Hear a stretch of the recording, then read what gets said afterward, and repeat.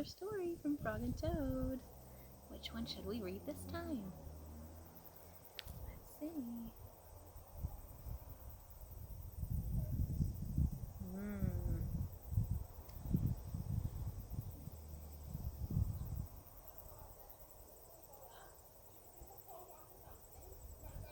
How about a lost button? Toad and Frog went for a long walk. They walked across a large meadow. They walked in the woods. They walked along the river. At last, they went back home to Toad's house. "Oh, drat," said Toad. "Not only do my feet hurt, but I have lost one of the buttons on my jacket."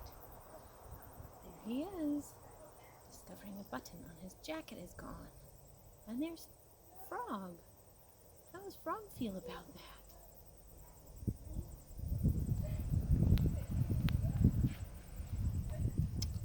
A sparrow flew down.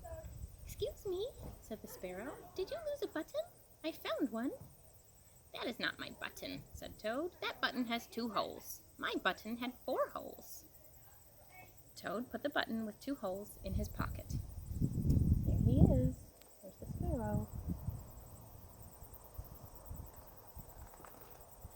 They went back to the woods and looked on the dark paths. "Here is your button," said Frog.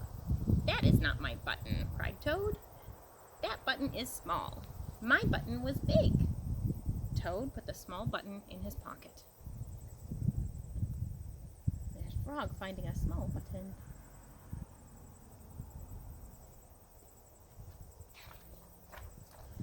A raccoon came out from behind a tree.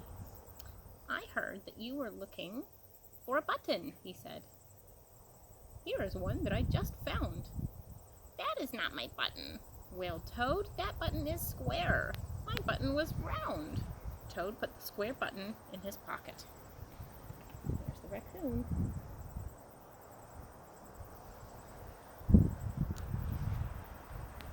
Frog and Toad went back to the river. They looked for a button in the mud. "Here is your button," said Frog. "That is not my button," shouted Toad. "That button is thin. My button was thick." There Frog and Toad at the river.